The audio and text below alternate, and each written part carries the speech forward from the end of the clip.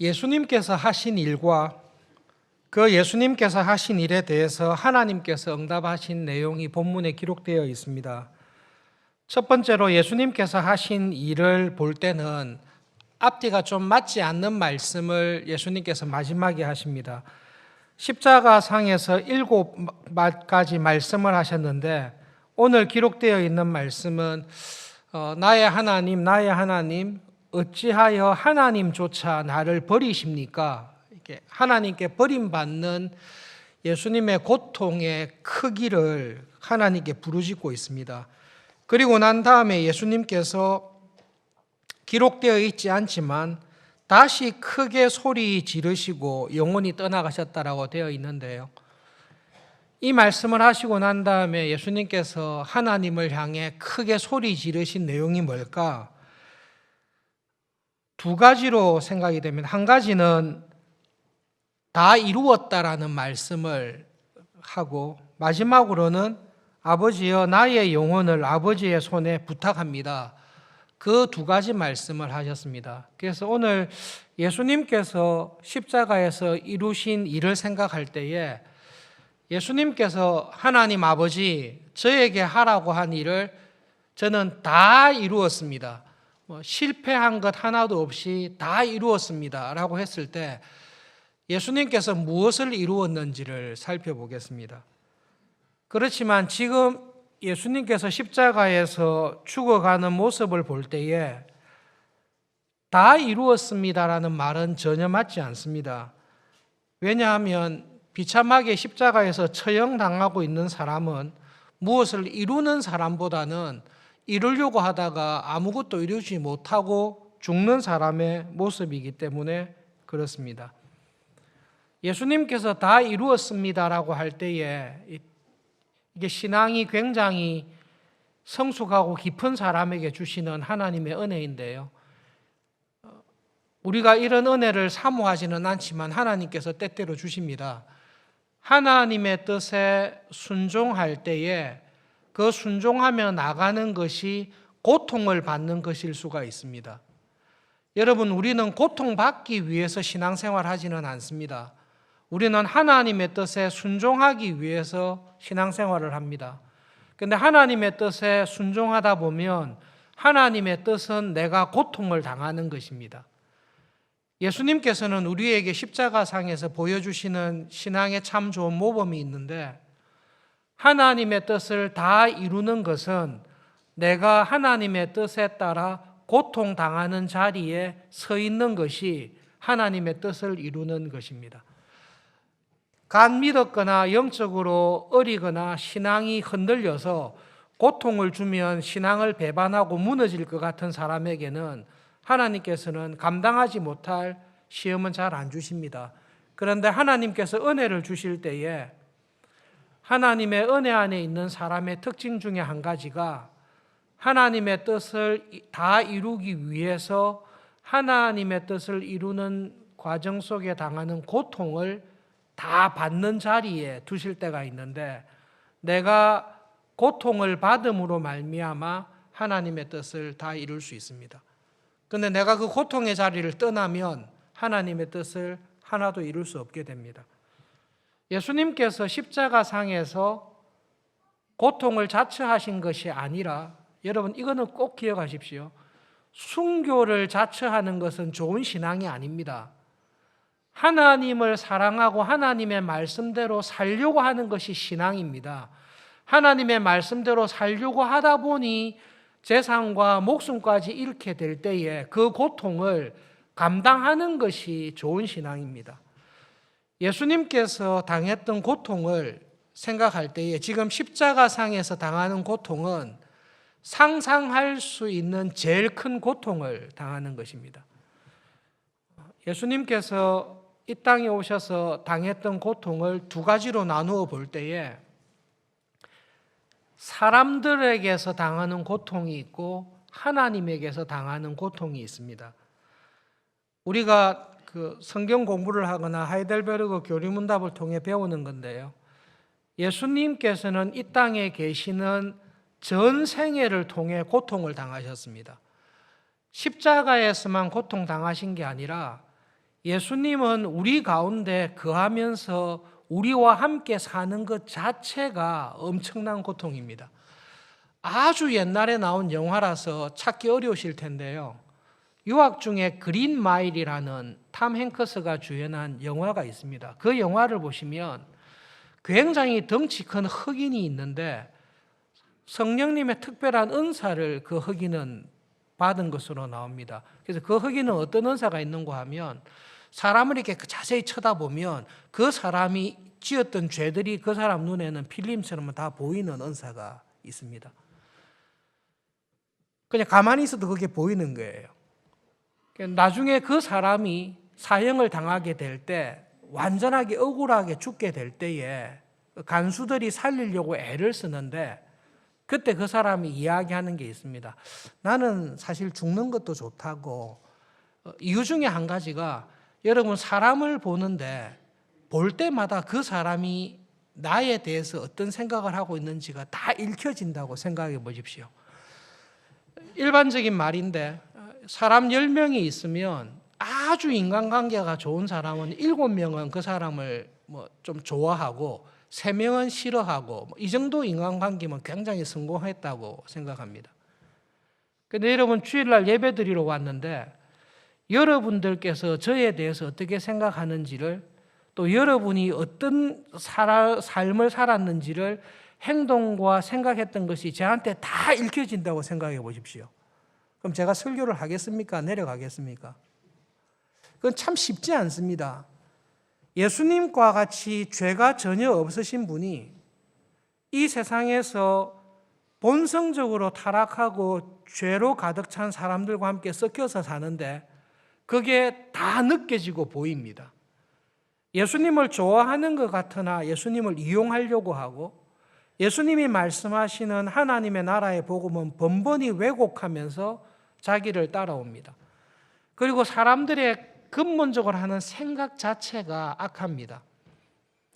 예수님의 의로우시고 거룩하심과 제자들과 대제사장들과 종교나 정치 지도자들이 예수님에게 와서 하는 그 모든 것을 볼 때에 그게 매일마다 다 읽혀진다고 할 때에 그것은 여러분 엄청난 고통입니다. 친근하게 대하는 것 같으나 속에는 칼을 품고 있습니다. 나에게 웃으면서 이야기하는 것 같으나 그 웃음 뒤에는 그 참 견디기 어려운 죄와 악함과 교환합이 있습니다. 예수님께서 이 땅에 살면서 그런 사람들과 제자들과 함께 지내는 것 자체가 예수님은 하루하루가 고통입니다. 그 고통을 예수님은 평생 받고 살아가는 것입니다. 그런 줄 아는데도 예수님께서는 그 사람들을 사랑하시되 끝까지 사랑하십니다.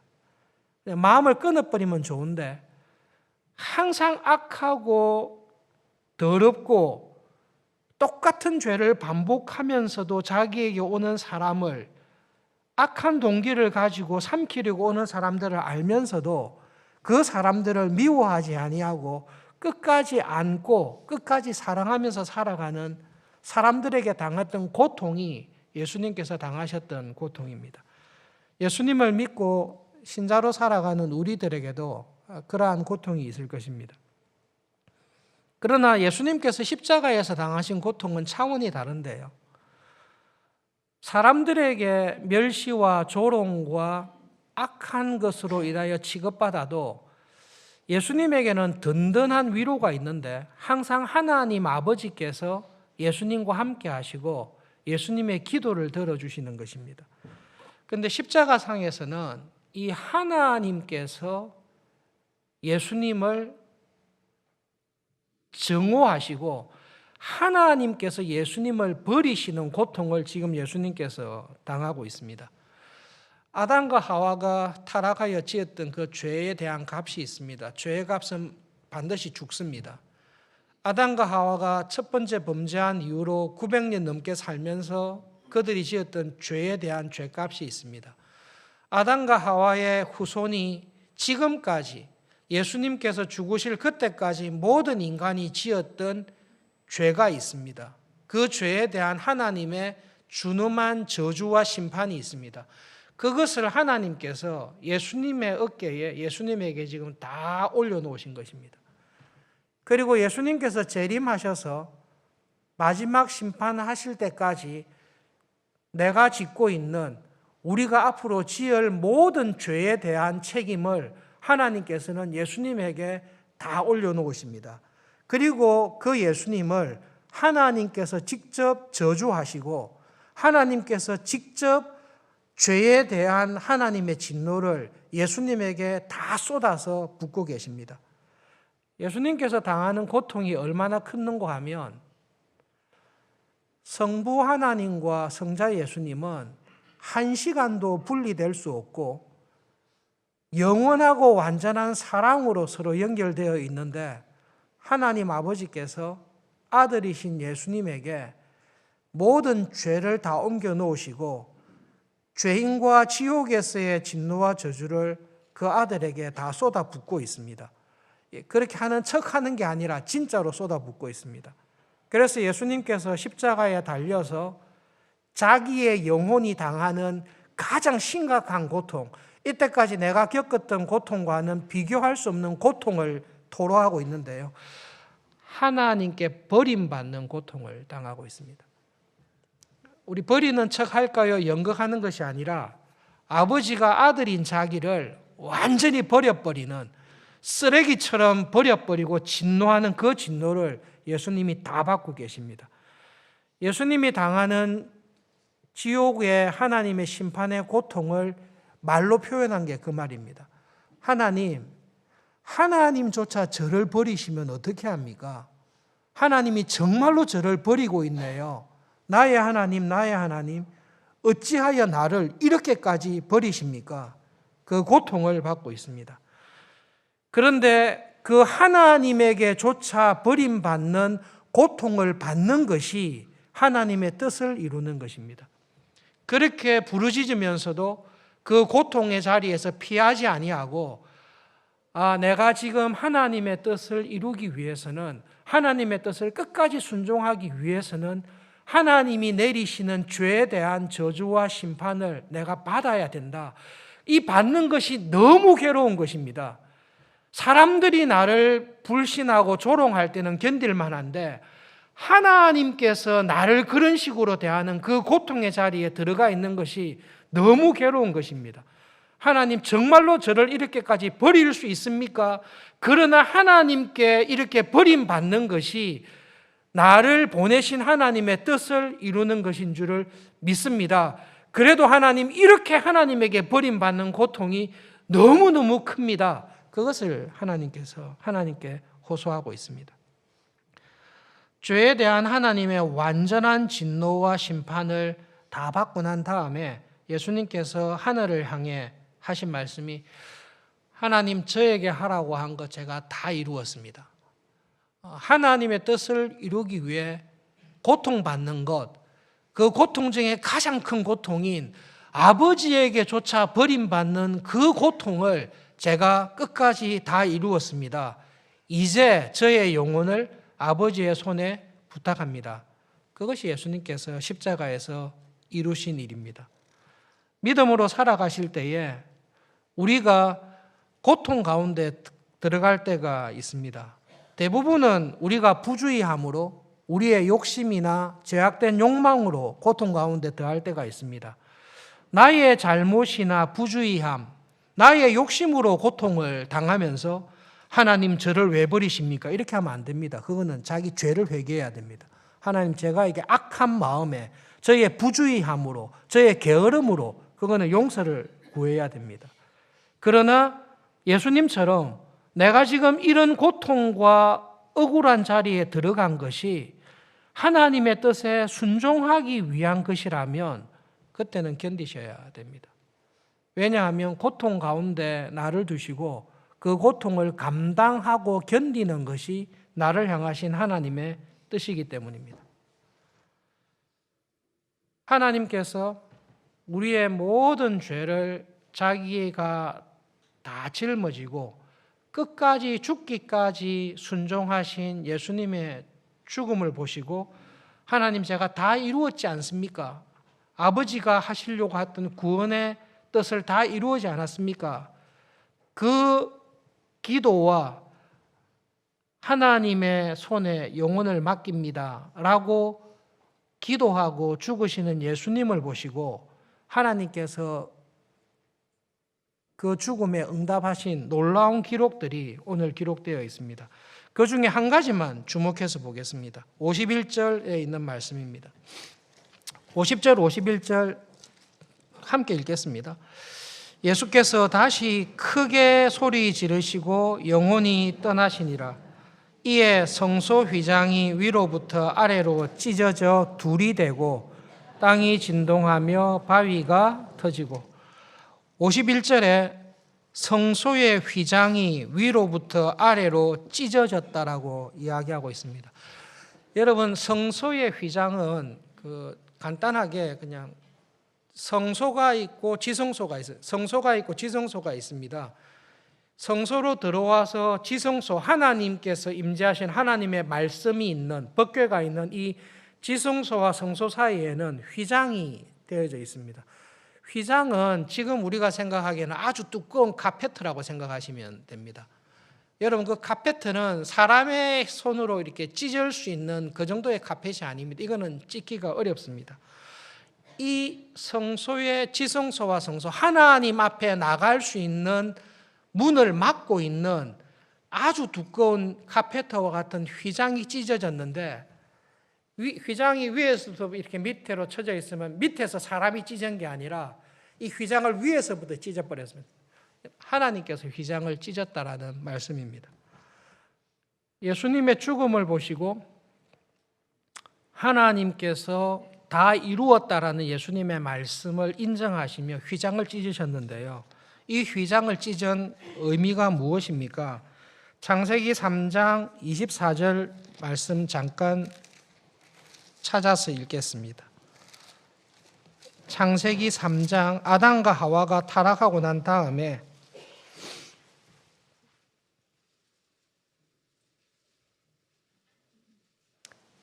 (3장) 22절부터 24절까지 한 절씩 교독하고 24절 함께 읽겠습니다.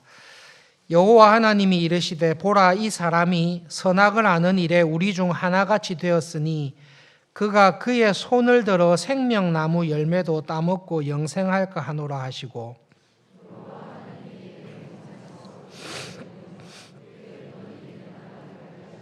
함께 읽겠습니다. 이같이 하나님이 그 사람을 쫓아내시고 에덴 동산 동쪽의 그룹들과 두루 도는 불칼을 두어 생명나무의 길을 지키게 하시니라.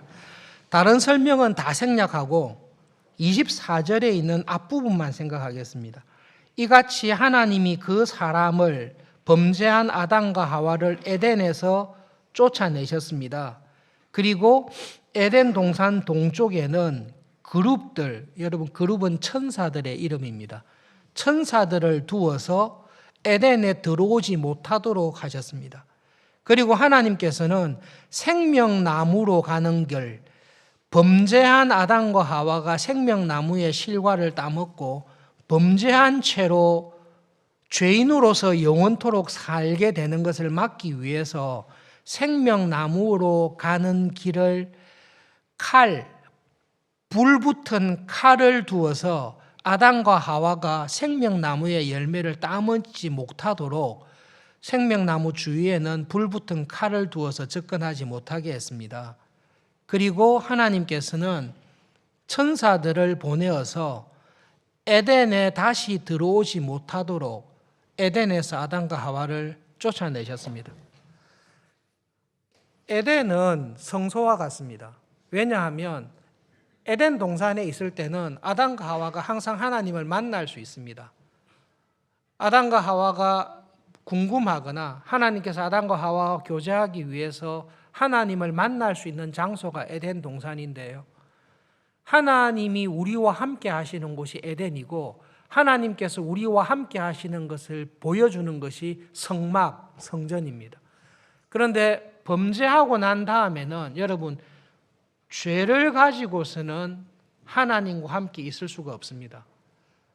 죄가 있는 곳에서는 하나님과의 모든 교제가 단절됩니다.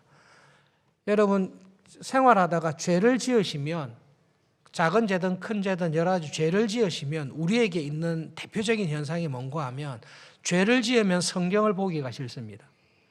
죄를 지으면 기도실에 들어가 기도하기가 싫습니다. 죄를 딱 품고 있으면 이 죄를 가지고는 하나님 앞에 나가기가 어렵습니다. 하나님은 죄인은 절대로 받지 않으십니다.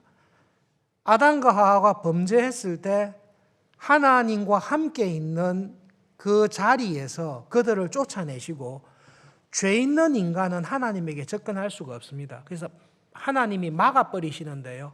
하나님 가장 가까이에 있는 천사들 중에 하나인 그룹들을 통해서 하나님께 가는 길을 막고 있습니다.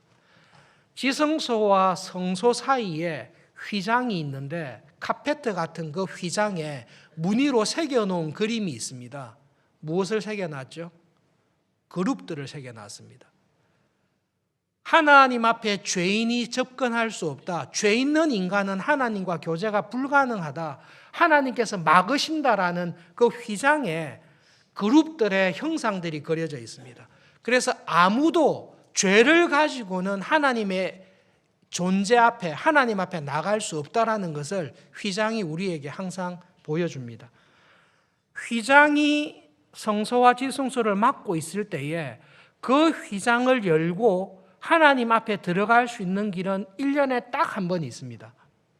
대속죄일에 대제사장이 이스라엘 백성들의 모든 죄와 자기의 죄를 대속하여 죽은 피를 들고 들어갈 때 대속죄일 딱 하루만 하나님과 우리를 갈라놓았던 휘장을 하나님께서 열어주시고 그 피를 가지고 오는 대제사장을 하나님께서 만나주십니다.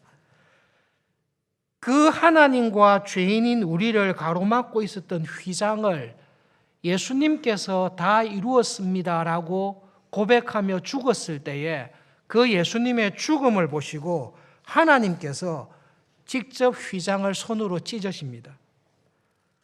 1년에 한 번씩 잠깐 열었다가 닫혔던 휘장을 예수님께서 우리의 나의 모든 죄를 짊어지시고 완전히 죽고 하나님의 죄에 대한 저주와 심판을 받는 것을 보시고 하나님께서 성소의 휘장을 직접 찢으셨습니다.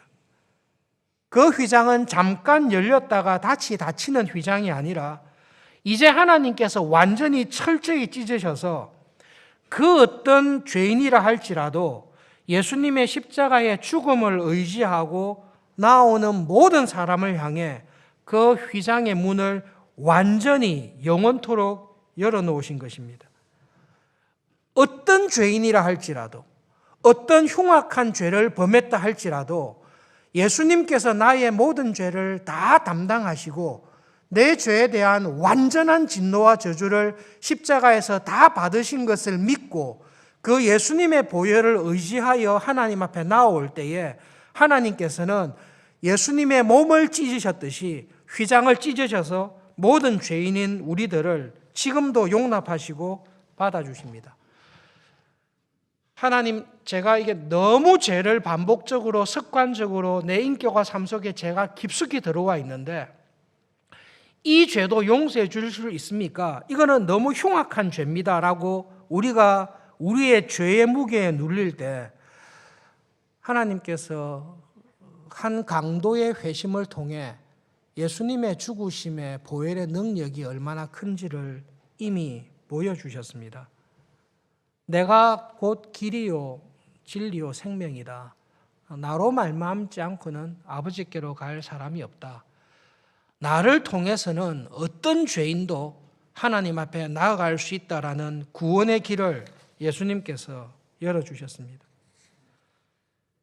여러분, 예수님께서 십자가에서 행하신 일은 예수님께서 이 땅에 계시면서 행하셨던 그 어떤 일보다 위대한 일이고 이 십자가의 죽음을 능가하는 더 큰 일은 없습니다.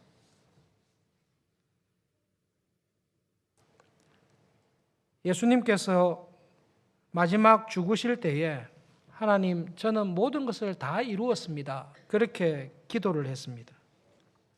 그러나 예수님의 삶을 보시면 세상적으로는 이루신 게 거의 하나도 없습니다. 우리가 세상적으로 자랑하는 것은 명예와 부귀와 영화인데요, 권력인데요. 십자가에 죽으실 때까지 예수님은 변변한 명문대학이나 훌륭한 학벌을 가진 적도 없습니다. 예수님은 갈릴리 시골에서 자연을 보면서 자랐을 뿐입니다. 예수님께서 부귀와 영화를 누렸냐? 그렇지 않습니다. 예수님은 우리가 귀하게 여기지 그 당시에는 세례요한보다 유명하지도 않았을 것이고 그 당시에 유명한 사람들에 비해서 예수님은 가난하게 살았습니다. 예수님이 높은 지위와 권력을 가졌습니까? 본디오 빌라도보다 훨씬 비참한 지위에 별 볼 일 없이 예수님은 살았습니다. 세상적 기준으로 볼 때 예수님의 삶은 무명에 가깝습니다. 그러나 하나님께서 보시기에 예수님은 모든 이름 위에 뛰어난 이름을 줄 수밖에 없는 그러한 삶을 살았습니다. 왜 저 사람은 저렇게 고통을 받고 있는가? 저 사람은 하나님에게조차도 버림을 받고 하나님조차도 저 사람을 귀하게 여기지 않는 것 같다. 그렇게 살아가는 사람인데요. 하나님께서는 하나님의 뜻에 순종하기 위해 하나님께 버림받는 고통, 사람들에게 조롱과 멸시를 당하는 고통까지 묵묵히 견디며 끝까지 순종하시는 예수님을 하나님은 기억하십니다. 그래서 모든 이름 위에 뛰어난 이름을 예수님에게 주십니다. 여러분, 말씀을 생각하면서 예수님의 삶을 생각하면서 꼭 기억해야 될 것이 있습니다. 우리는 신앙적으로 훌륭하고 뛰어난 사람을 오해할 때가 있습니다. 가장 위대한 일은 어떤 일입니까? 그거는 십자가를 지는 일입니다. 십자가를 진다는 말은 무슨 말씀입니까? 하나님의 뜻에 끝까지 순종하는 것입니다. 하나님의 뜻에 끝까지 순종하는 것이 십자가를 지는 일입니다. 하나님의 뜻에 순종하는 것과 관계없이 십자가를 지는 것은 가능한 한 피하시는 게 좋습니다. 환난을 자초하거나 고난이 뻔한데 그 길로 가는 것은 신앙이 좋은 게 아니라 미련한 것입니다. 십자가를 지는 것이 귀한 것은 하나님께서 그것을 나에게 명하시고 내가 해야 될 하나님께서 맡기신 사명이기 때문에 그 사명에 순종하기 위해 십자가를 지는 것은 위대하고 귀한 일입니다. 십자가를 지는 일이 왜 훌륭합니까? 그것은 자기를 증명하는 것이 아니라 다른 사람을 살리기 위해서 자기를 버리는 것이기 때문에 그렇습니다. 교회에서조차 신앙으로 살아가면서 훌륭한 신앙인이 세상적으로 다른 교인들보다 더 뛰어난 것으로 오해하시면 그것은 큰 시험입니다. 여러분, 신앙적으로 뛰어난 사람은 하나님의 마음에 기억되는 일을 하면서 살아가는 사람입니다. 내 인생을 하나님 앞에서 돌아보십시오. 하나님 보시기에 기억되는 일을 남긴 것이 있다면 어떤 게 있습니까? 지금 내가 가지고 있는, 내가 이룬 것들을 보십시오. 더 큰 성공과 더 높은 지위와 남다른 재능과 은혜를 받았습니다. 그것은 하나님께 받은 축복입니다. 그 축복을 통해 하나님께서 나에게 하라고 하신 일, 그 사명에 어떻게 충성하며 그 사명을 이루기 위해 고통을 받아야 된다면 그 고통까지도 내가 묵묵히 견디며 살았던 신앙과 믿음의 열매가 있어야 됩니다. 여러분, 그것이 하나님 앞에서 자랑할 일입니다. 신앙이 좋다는 것은 세상적으로나 혹은 신앙적으로도 내가 다른 사람보다 낫다는 것을 증명하는 것이 아니라 신앙이 좋은 사람은 자기를 내어주고 자기의 삶을 통해서 얼마나 많은 사람을 살리고 얼마나 많은 사람을 위로하고 얼마나 많은 사람을 섬겼는가에 따라서 신앙의 크기가 결정되는 것입니다. 가정에서 가족들을 위해서 가장이 수고하고 자기를 헌신할 수 있습니다. 자기 가족을 살리는 가장은 위대한 사람입니다. 그러나 예수님께서는 십자가를 지심으로 말미암아 전무후무한 일을 하셨는데요. 아담과 하와의 창조와 타락 이후에 범죄한 모든 사람에게 하나님께서 주시는 구원의 길을 여신 것이 예수님께서 십자가를 지심으로 우리에게 주신 은혜입니다. 그리고 우리들에게 이렇게 말씀하십니다. 나를 따라오라고. 나를 따라오라고. 내가 하나님께서 맡기신 사명을 온전히 다 이루기 위해서 사람들에게 고통받는 것뿐만 아니라 하나님에게조차 버림받는 그 고통조차도 순종하며 하나님의 뜻을 이루고 가장 흉악한 죄인에게조차 구원의 길을 내는 하나님의 뜻에 끝까지 순종하며 온전히 다 이루었듯이 우리 한 사람 한 사람을 부르셔서 나에게 맡기신 하나님의 뜻이 무엇인지를 깨닫게 하시고 그 일에 순종하며 고통과 십자가를 지는 그 길에 우리를 불러주십니다. 그렇게 살아갈 수 있기를 바랍니다. 신앙생활 할 때에 교인들과 함께 성경 공부하거나 이야기할 때에 가장 큰 질문 가운데 나를 향하신 하나님의 뜻이 뭡니까? 그거를 잘 모르겠습니다. 그것을 위해서 말씀을 배우시고 그것을 위해서 기도하셔야 됩니다.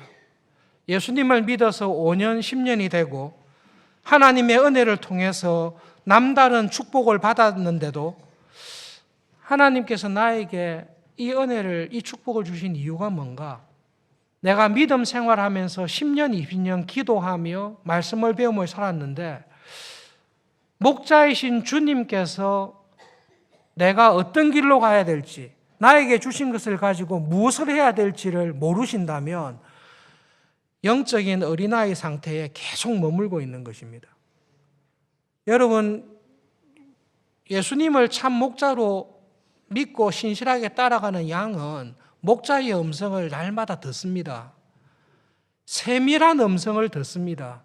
내가 지금 어떤 자리에 있는지, 왜 이런 은혜와 왜 이런 고난을 주셨는지를 목자의 음성을 통해서 항상 깨닫습니다. 목자는 항상 우리에게 말씀하십니다. 말씀을 통해, 기도를 통해, 하나님 저의 남은 삶을 통해 하나님께서 원하시는 뜻이 무엇입니까? 저를 부르실 때에 다 이루었습니다. 예수님께서 하나님 저는 말 한마디를 할 때에도 내가 자의로 말하지 않고 하나님께서 저에게 하라고 하신 말씀을 저는 했습니다. 제가 행한 모든 일 가운데 하나님의 뜻에 어긋나는 일은 하나도 없이 제가 다 순종했습니다. 그러니 하나님 저의 영혼을 하나님께서 받아주십시오. 그렇게 기도하며 이 땅에서의 삶을 마감했습니다. 오늘 하나님 앞에 예배드리는 우리의 삶이 정말로 그렇게 되기를 바랍니다. 무엇인지 모르고 열심히 무엇을 살아야 될지, 어떤 고난의 짐을 져야 될지 나에게 주신 은혜를 통해 하나님이 이 교회에서, 이 땅에서 삶을 통해 어떻게 해야 될지를 모르고 살아가는 것은 교회가 당면한 심각한 문제입니다. 하나님께서 주시는 말씀에 귀를 기울이셔서 고난 가운데 고난을 받아야 되면 기꺼이 받으시고 나에게 주신 축복을 통해 하나님께서 교회를 위해, 하나님의 나라를 위해 무엇을 하기를 원하시는지 가르쳐 주실 때마다 순종하면서 쓰임 받으면서 살아가는 저희들이 되기를 진심으로 바랍니다. 기도하겠습니다. 예수님, 사람들에게 조롱과 모욕과 비난받는 고통을 항상 받아왔지만 그러나 예수님의 마음에 흔들리지 아니하는 위로와 확신이 있으니 하나님 아버지께서 나와 함께 하신다는 세상이 줄 수 없는 위로 가운데 주님 항상 살아가셨습니다. 그런데 그 하나님조차 나를 완전히 버릴 때에 그 하나님조차 나를 외면하시고 그 하나님조차 나를 적으로 대하시고 심판과 저주를 쏟아 부으실 때에 그것조차 하나님의 뜻인 것을 기억하며 하나님의 버림받는 것을, 그 고난을 감수하시며 끝까지 순종하신 주님을 기억하며 기도합니다. 하나님, 저희들에게 믿음의 눈을 열어주십시오. 하나님께서 나에게 주신 은혜와 축복, 하나님께서 나에게 허락하신 억울한 일과 고난이 무엇인지를 깨닫게 해주십시오. 형통한 중에 하나님께서 원하시는 뜻이 무엇인지를 분별하게 해주시고, 왜 나를 이런 고난 가운데 두셨는지 하나님의 마음성을 들을 수 있는 은혜를 주십시오. 하나님, 예수님처럼 하나님께서 저희들을 부르실 때에 하나님, 저에게 하라고 하신 모든 일들을 충성되게 하려고 열심히 믿음으로 살았습니다. 하나님, 저에게 맡기신 사명을 끝까지 충성되게 감당할 수 있는 은혜 주셔서 감사합니다. 저희들도 그 고백과 감사를 가지고 하나님 앞에 설 수 있도록 은혜를 주시옵소서. 예수님의 이름으로 기도합니다. 아멘.